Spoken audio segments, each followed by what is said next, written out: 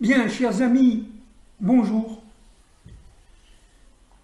Nous avons vu précédemment le fait que il y avait en fait dans l'histoire, d'une manière furtive, de nombreux mécanismes qui permettaient de décanter chacun d'entre nous, que ce soit individuellement comme collectivement, de retirer en nous les forces dites dans ce monde impur, négatives, de manière à entraîner la libération de l'humain. Il y a, on le sait, bien entendu, un plan secret qui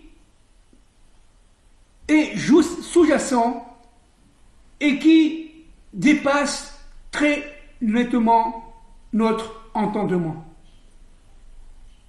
Ce plan secret se révélera à la fin des temps à chacun d'entre nous. Comme il s'est révélé au 7e jour de Pessah, à l'ouverture de la mer Rouge, plus exactement la déchirure de la mer d'Éjon. Un premier mécanisme sélectif a entraîné la sortie au temps de Moïse, il y a plus de 3300 ans, d'une petite partie des Hébreux, 20% d'Irachi, qui étaient éminemment capables de résister aux forces impures, aux forces d'obscurité, et qui avaient cette ambition de se coller, pourrions-nous dire, à Dieu de manière à accomplir sa volonté. 20% seulement des fils d'Israël sont sortis. Les autres, on le sait, on l'a déjà dit, on le répète, ont été détruits pendant la 9e plaie, la plaie de l'obscurité. Mais le Zohar dit une chose extrêmement intéressante ici. Les âmes descendantes d'Abraham, d'Isaac et de Jacob, qui avaient sombré dans l'assimilation égyptienne, se sont retrouvés dans les autres mondes, après la 9e plaie, et ont compris leur faute de ne pas être sortis d'Égypte. Le Zohar dit qu'un véritable désarroi les a emparés. Elles sont rentrées dans les âmes des non-juifs, ce qu'on appelle le Erev Rav, qui va sortir, accompagner les enfants d'Israël et sortir lui-même d'Égypte.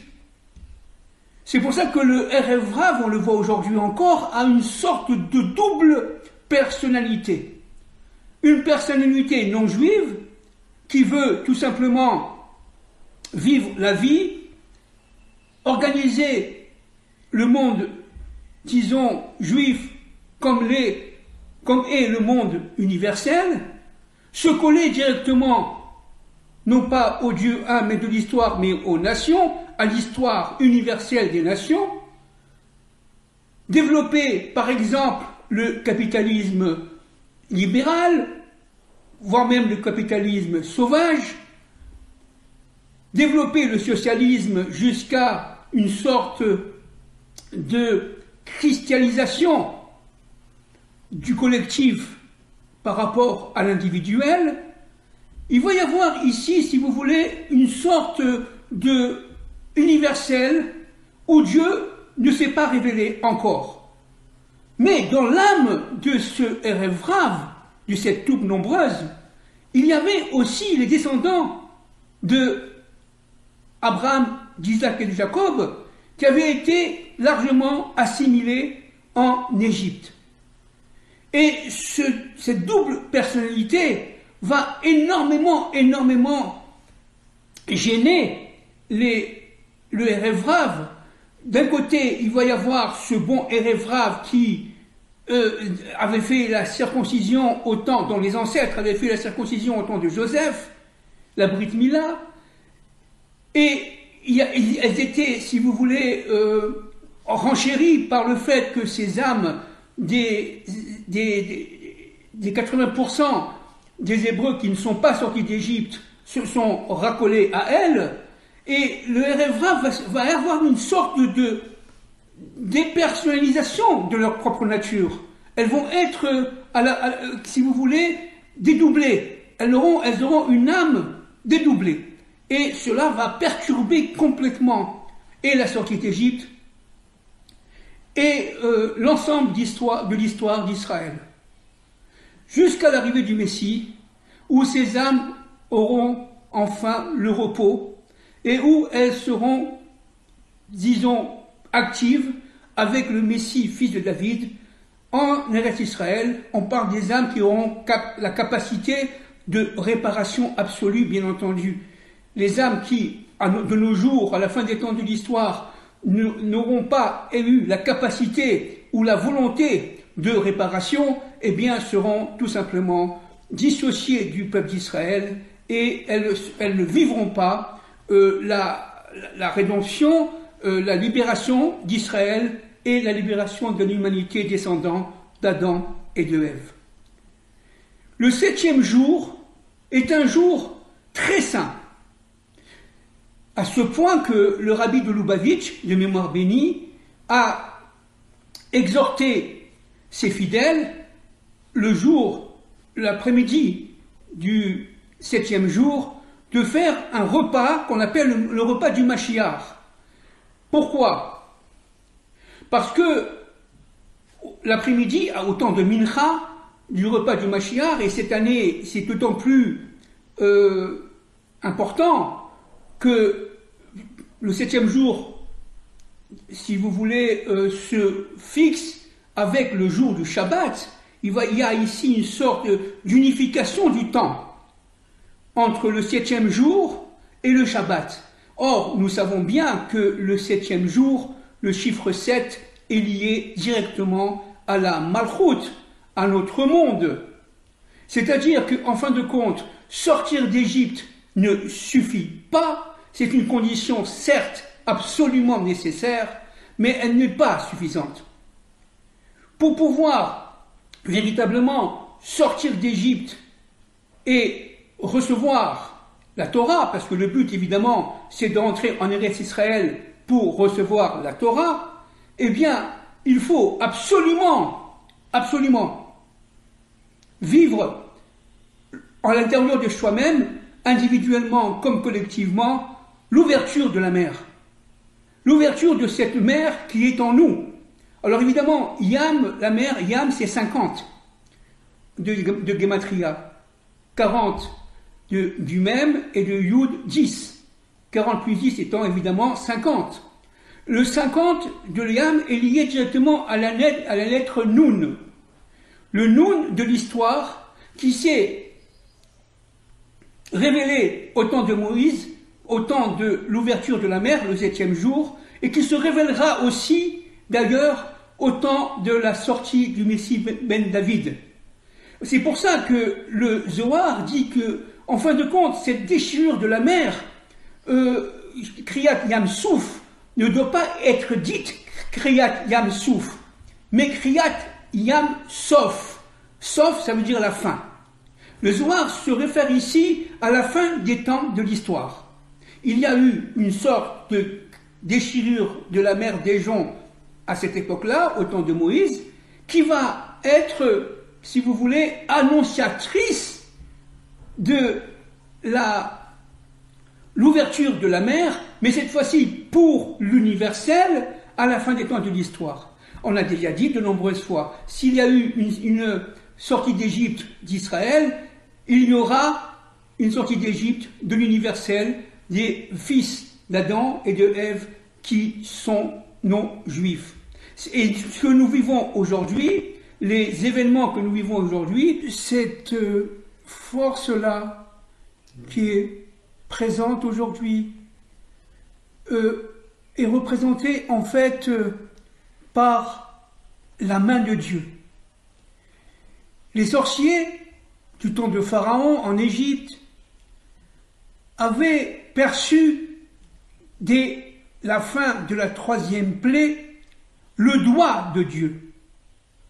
Le doigt de Dieu est tout simplement, évidemment, consécutif à sa volonté, mais le doigt de Dieu est lié directement aux 10 plaies d'Égypte.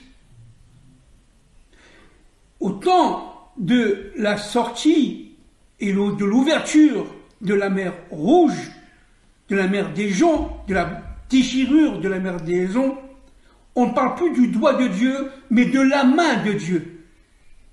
C'est-à-dire qu'en fin de compte, les plaies que vont subir les Égyptiens, qui vont pourchasser les Hébreux,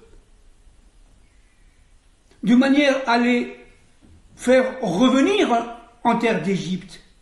N'oublions pas que les Égyptiens avaient esclavagisé les Hébreux. Eh bien, cette main de Dieu, qui pour l'Égypte était très dure, c'était le dîn, qui avait tout simplement fait des épreuves, non pas 10, mais 50 fois plus fortes, au temps de l'ouverture de la mer des Joncs, a été aussi au niveau du chesed, au niveau de la bénédiction, au niveau du chesed, a été bénéfique pour Israël. La main dure de Dieu par rapport à Pharaon et s'est transformée en main, disons, légère, souple, aimante par rapport au peuple d'Israël rentré dans la mer et délivré par l'ouverture, la déchirure de cette mer. Maintenant, un point très important qu'il faut bien comprendre ici, c'est que la main de Dieu, qui est, on le verra tout à l'heure, omniprésente partout, dans toute l'histoire, est liée directement au niveau de l'ouverture de la mer, n'est-ce pas? Elle est liée directement à la vision. On va voir la main de Dieu, on va comprendre la main de Dieu. Chacun, véritablement, quel que soit le corps social dans lequel il appartenait en Égypte, quel que soit le niveau d'esclavage dans lequel il appartenait, mais chacun va voir la main de Dieu. Ok? Le verset ne dit-il pas, je cite, « Israël vit la grande main que Dieu brandit contre l'Égypte, et le peuple craignit Israël. Ils crurent en l'Éternel et en Moïse, son serviteur. » Shemot 14, 31. Il s'agit d'une vision absolument totalisante, gigantesque. Chacun va voir, évidemment, on l'a déjà dit de nombreuses fois, selon sa capacité de vision, mais la vision sera ici, n'est-ce pas, très très forte. Et le roi, le pharaon d'Égypte, après cette malédiction, après avoir perdu toute son armée, l'armée égyptienne sera anéantie complètement, les forces militaires de l'Égypte seront anéanties, eh bien le pharaon va reconnaître le Dieu d'Israël, parce que lui aussi il va avoir la mer qui va monter sur lui, et il va sentir la mort arriver. Et là, il va comprendre, n'est-ce pas, que en fait,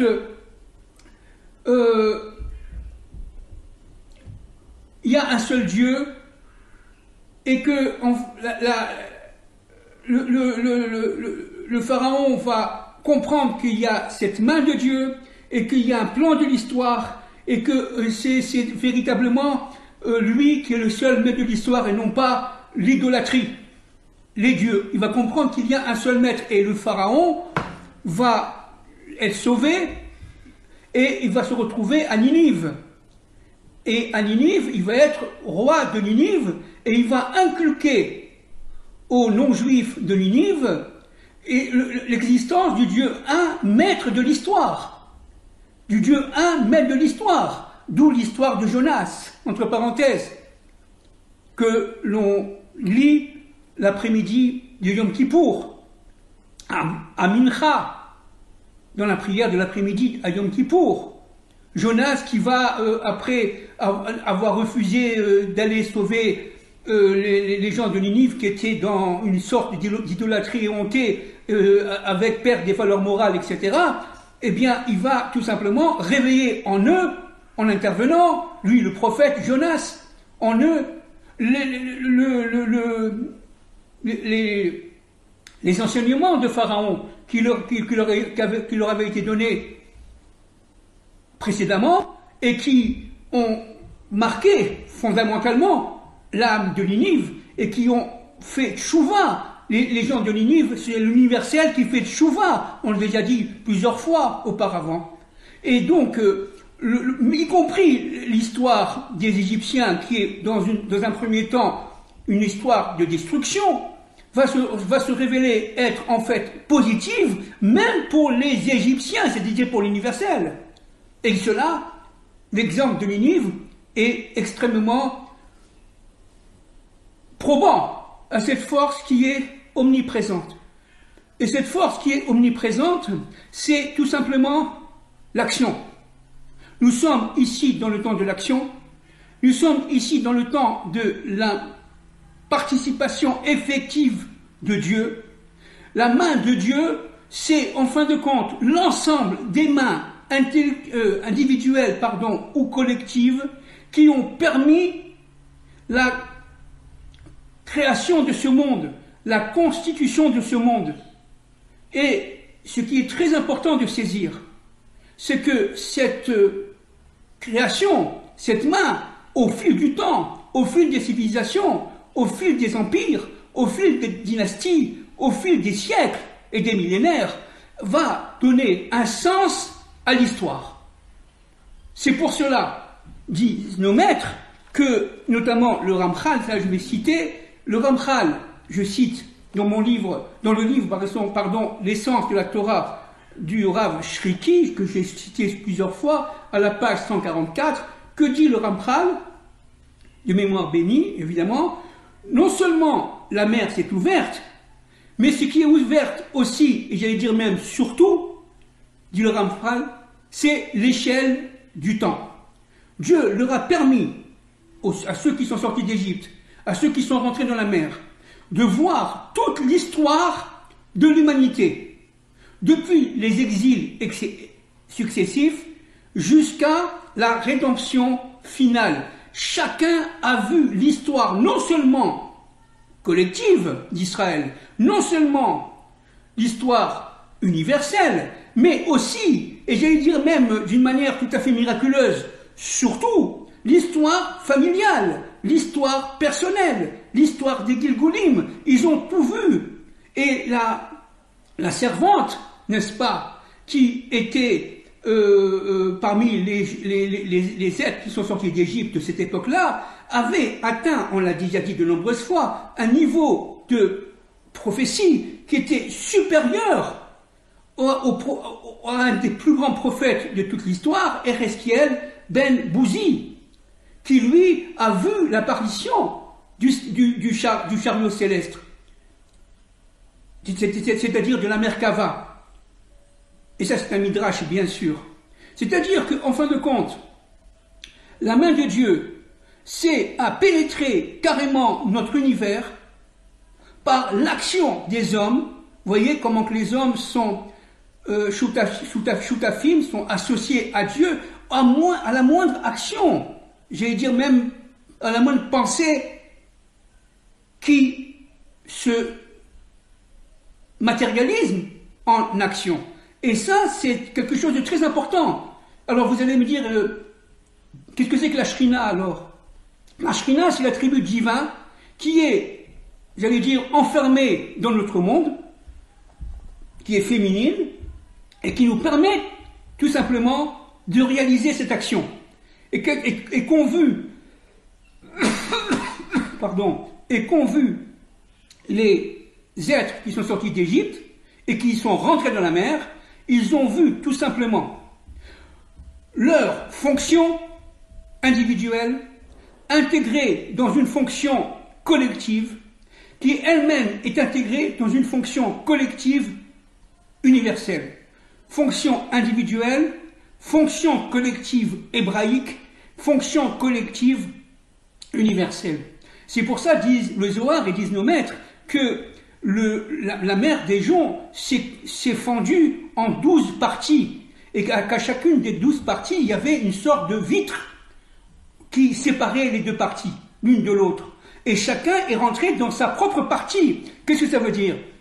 Ça veut dire, évidemment, tout est codé, évidemment. C'est-à-dire qu'en fin de compte, chacun a compris pleinement sa raison d'être dans ce monde, a compris pleinement l'objectif à atteindre, a compris pleinement que sa fonction individuelle, sa fonction familiale était intégrée dans une fonction qui est collective, la fonction du peuple d'Israël, du peuple hébreu. Et cette fonction du peuple hébreu est annonciatrice de la fonction universelle avec comme but ultime de l'histoire, le troisième temple et la révélation à Jérusalem, et à Jérusalem seulement, de la présence divine. C'est-à-dire que, en fait, ça c'est quelque chose de très très très intéressant. D'accord? Il s'agit de relier la Malchut, ça veut dire la royauté de Dieu, dans ce monde, au Keter, c'est-à-dire à la couronne. Et qui porte la couronne, évidemment, c'est Dieu lui-même. Dieu est couronne de l'histoire. Dieu est carrément l'organisateur et le pourvoyeur de sens de l'histoire. C'est lui seul et lui seul qui domine l'histoire tout entière, de A à Z.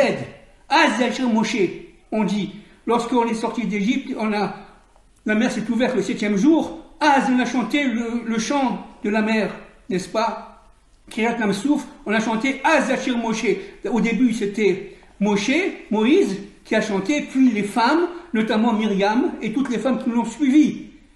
C'est-à-dire que, en fait, Az Moshe, vous voyez, c'est de A à Z. Toute l'histoire, pour arriver, toute l'histoire individuelle, collective, familiale, populaire, universelle, pour arriver à un point qui est, en fait, dit le Zohar, disent nos maîtres, la délivrance de la Shekhinah dans ce monde. De manière à ce que la Shekhinah, qui fait le lien entre Dieu et les hommes, l'attribut historique, eh bien, va nous révéler, et c'est ce qui s'est passé à ce moment-là, la méta-histoire, c'est-à-dire le fait que l'histoire qui a été créée évidemment par Dieu le 4e jour, on le sait, le temps a été créé le 4e jour, on le sait, l'histoire humaine est relative, chacun a une histoire qui est certes effective, mais cette effectivité est toute en fait relative. Donc, regardez ce que dit le Zohar à partir du livre du Rav Shriki, d'accord? L'essence de la Torah. Regardez à la page 146, regardez ce que dit le Zohar. Dieu a effacé tous les écrans lors de l'ouverture de la mer Rouge qui existent entre la Shrina et les créatures pour leur livrer des secrets du chariot céleste. Toutes les actions de tous les existants, de tous les temps, n'ont qu'une seule source. On l'a déjà dit tout à l'heure, mais c'est très important. La main de Dieu. La main de Dieu. Et ce rapprochement absolument inouï, dit le Rav Shriki, de Dieu avec son peuple, se manifeste par l'effacement du temps, je dirais moi plus, le dépassement du temps, et la révélation des événements futurs. D'accord? Regardez ce que dit le Ramchal dans son livre Dat Atvunot. Je cite, avant l'arrivée du Messie, il y aura, regardez par rapport à ce qu'on vit aujourd'hui, il y aura une recrudescence du mal pour permettre au bien de mieux faire éclater à contrario sa lumière. C'est-à-dire qu'en fin de compte, pourquoi on est descendu à notre époque, à notre génération, au plus profond de l'obscurité? Pourquoi? C'est pour faire tout simplement le pendant de la lumière qui est cachée derrière. C'est-à-dire, en fin de compte, dans les forces d'obscurité, ça paraît fou de dire ça, mais c'est la vérité, il y a une lumière éclatante cachée, secrète, cachée. Et pour pouvoir la faire resplendir, il faut descendre partout. Ça, c'est une des... À tous les niveaux, descendre jusqu'au 49e degré d'impureté, de manière à faire resplendir le 50, la lumière, à Shavuot, n'est-ce pas, au don de la Torah, qui est caché derrière ces 49 degrés d'impureté. Et je continue à lire, c'est très important. Dit le Ramchal, la cause essentielle de l'existence du mal dans la direction du monde est la révélation de l'unité. Dieu veut révéler qu'il est, certes, partout dans le monde, à chacune de nos pensées, à chacun de nos actes et chacune de nos actions, individuelles comme collectives, mais qui nécessite, dans un premier temps, de dévoiler le mal. On est en train de voir ça maintenant. Si vous me dites, Monsieur Ababou, est-ce qu'il y a une preuve que le Mashiach est présent? Je vous dirai, oui, il est présent dans notre monde, et il est présent en Israël. Alors vous allez me dire, pourquoi? Donnez-moi la preuve. Parce que, tout simplement, le mal est en train d'être démasqué. Les forces du mal et son programme, et leur programme, qui étaient cachés, enfouis dans la démocratie, dans la République, dans ce que vous voulez, la liberté de l'homme, mai 68, la Révolution française, etc., la révolution industrielle, le capitalisme, l'argent, tout ce que vous voulez, a été enfoui derrière tout cela. Et le Messie, le Mashiach, c'est celui qui a la capacité, sous les ordres de Dieu, évidemment sous les ordres de Dieu seulement, de dévoiler les forces du mal. Et c'est ce qu'on vit aujourd'hui. C'est pour ça qu'aujourd'hui, on est en train de comprendre, de voir que le wokisme, le transgenre, tout ce qu'on vit là aujourd'hui, qui est le substrat des forces d'obscurité, eh bien, sont en train d'être sortis et de reconnaître ce qui s'est passé avec le Covid, ce qui se passe aujourd'hui en Israël, les manifestations à Tel Aviv, etc., et ce qui se passe dans le monde entier. D'accord? Avec cette mondialisation, avec cette le fait qu'on a compris maintenant que certaines élites veulent s'accaparer le pouvoir. Pourquoi? Parce que le Mashiach est en train de dévoiler le plan secret du mal. Et c'est ça, si vous voulez, la révélation du Messie, fils de David. Le signe de sa révélation, c'est que les forces du mal se dévoilent au jour le jour, à un rythme, j'allais dire, excessif. Ça va très vite.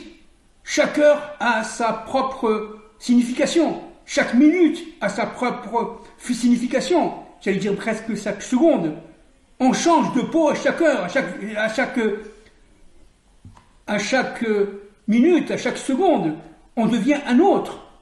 Pourquoi? Parce que notre Neshama, qui est lié à celle du Messie, fils de David, est en train de comprendre. Et nous rentrons progressivement, surtout nous à Jérusalem, la situation est très claire, dans un monde de lumière. Et ça va nous amener, si Dieu veut, Bezrat Hashem, le 3e temple. Alors je continue. Pardon. Alors je reprends ce que dit le Ramchal.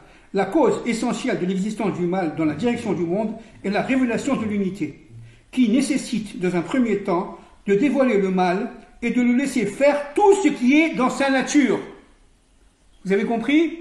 Tout ce qu'on a vécu depuis les 100 dernières années, avec les guerres mondiales, etc., eh bien, ça a été un plan secret des forces du mal pour détruire l'humanité au maximum, afin de démontrer ensuite l'unité de son gouvernement d'Hachem, bien sûr, par la transformation du mal en bien. Tout prendra son sens avec l'arrivée du Messie, fils de David. Chacun aura sa capacité, selon son niveau, selon sa nature, selon son monde intérieur. Évidemment, chacun est différent de l'autre, mais complémentairement à l'autre, on va comprendre. On va comprendre. Chacun à son niveau, on va comprendre. La transformation du mal en bien. Pour cette raison, le souverain se cache, dit le Ramchal, et voile sa face, et laisse le mal s'amplifier jusqu'à la dernière limite possible, c'est-à-dire jusqu'à la quasi-destruction du monde. On y est arrivé. On y est arrivé presque à cette fameuse, que Dieu nous en préserve, troisième guerre mondiale avec guerre nucléaire. On est presque y arrivé. C'est un signe, en fin de compte, évident de la délivrance finale. Cette situation donnera alors un sens extrême à la révélation de son unité dévoilée. Le Ramchal dit, pour finir, en réparant les détériorations du mal par sa souveraineté, la lumière sera dévoilée à partir de l'obscurité. Date Vunot, Ramchal, les voies de la direction divine. Vous pouvez la voir, ça en français, c'est traduit aux éditions Ramchal, qui a été traduit en 2002. Vous pouvez la voir. Alors, pour conclure, qu'est-ce à dire? La première des choses à dire, c'est que tous ne peuvent pas sortir d'Égypte. La sortie d'Égypte, elle est, si vous voulez, le fait d'une sorte d'élection, d'une sorte de choix. Dieu choisit qui sort d'Égypte et qui ne sort pas d'Égypte. La deuxième chose très importante, c'est que cette sortie d'Égypte est une condition, comme on l'a dit tout à l'heure, sine qua non, bien sûr, mais une condition qui va amener la sortie d'Égypte terminale de la fin des temps. Ce qui s'est passé il y a 3500 ans, on l'a déjà dit, ce n'est qu'une préparation, une préfiguration à ce que nous vivons aujourd'hui. Les cataclysmes, les tremblements de terre, etc., qu'on vit aujourd'hui, sont des plaies. Les crises économiques, les crises sociales, les crises politiques sont des plaies. Les crises militaires, la crise en Ukraine, etc., sont des plaies. Il faut comprendre que tout cela vient d'une volonté supérieure. Et que, véritablement, ces plaies-là peuvent amener à la mort des premiers-nés. Et le premier-né, on l'a déjà dit de nombreuses fois, aujourd'hui, c'est l'Occident. L'Occident est en danger de mort aujourd'hui, il faut bien prendre conscience. Pourquoi? Parce que tout simplement, il est arrivé au niveau, comme dit le Ramchal, d'une obscurité maximum, optimum, qui fait que s'il continue à descendre de palier en palier, il sera détruit.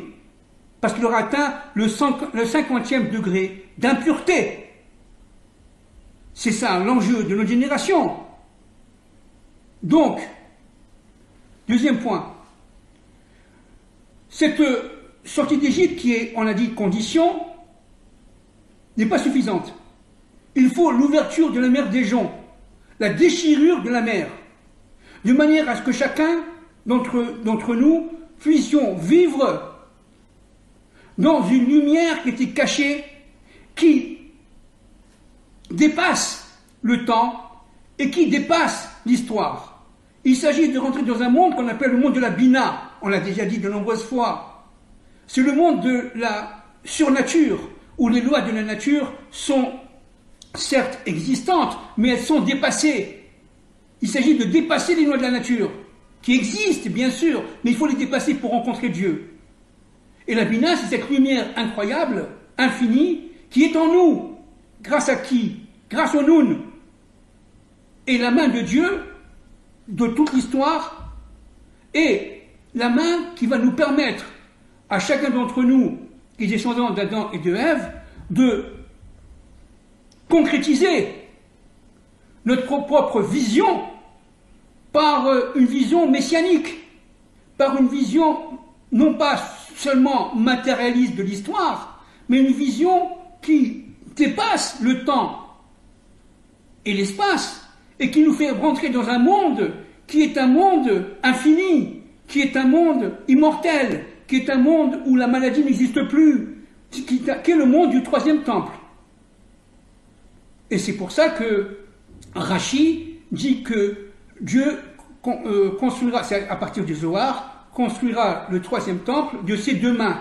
C'est-à-dire, si le premier temple ça a été par la main gauche, le deuxième temple par la main, le premier temple par la main droite, le deuxième temple par la main gauche de Dieu, eh bien, le troisième temple, ce sont les deux mains réunies de Dieu et de Dieu seul.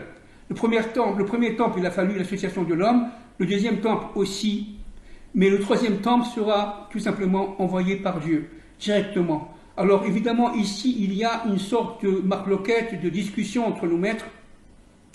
Le Ramchal suit, disons, le Zohar, et il suit l'explication du Rashi, mais le Rambam dit que pas tout à fait, il va y avoir la main de l'homme qui est le Messie, et qui va se réunir à la main de Dieu. Il va y avoir, si vous voulez, une main humaine reliée à la main de Dieu. On verra en tout cas, une chose est sûre, c'est que les événements s'accélèrent.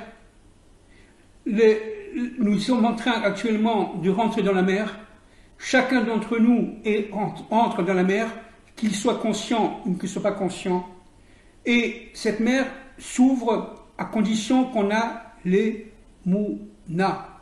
Qui a été le premier à avoir cette Emouna dans l'histoire biblique?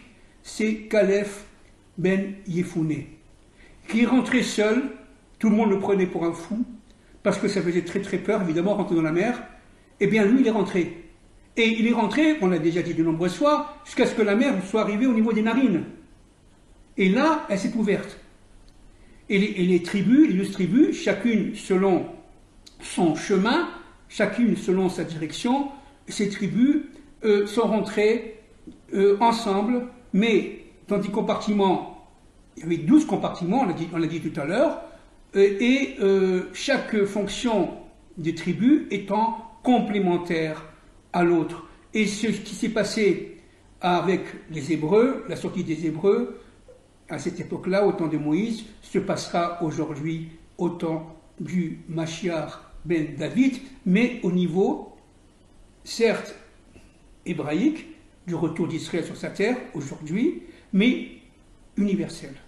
C'est l'universel qui aujourd'hui sort d'Égypte, et c'est l'universel qui reçoit les plaies, et c'est l'universel qui, dans sa transcendance, dans sa capacité de transcendance, va rentrer dans la mer. On est en train actuellement de rentrer dans la mer, on est en train de marcher dans la mer, dans l'ouverture de la mer s'est ouverte, mais attention, attention, tout le monde ne seront pas, disons, sauvés, parce que pour pouvoir être sauvé, il faut être capable d'allumer, on répète, sa lumière intérieure, qu'on appelle évidemment le Or Aganouz, la lumière d'en haut, la lumière Aïlion, la lumière cachée qui est en nous. Cette lumière-là, elle nous permettra de comprendre le sens de l'histoire, le sens de notre propre histoire, le sens de l'histoire universelle et le sens tout simplement du projet de Dieu. Merci beaucoup. Je vous souhaite encore une fois de bonnes fêtes de Pessah, pour les chrétiens de bonnes fêtes de Pâques, et que Dieu nous protège tous. On forme une humanité réunie. Merci beaucoup.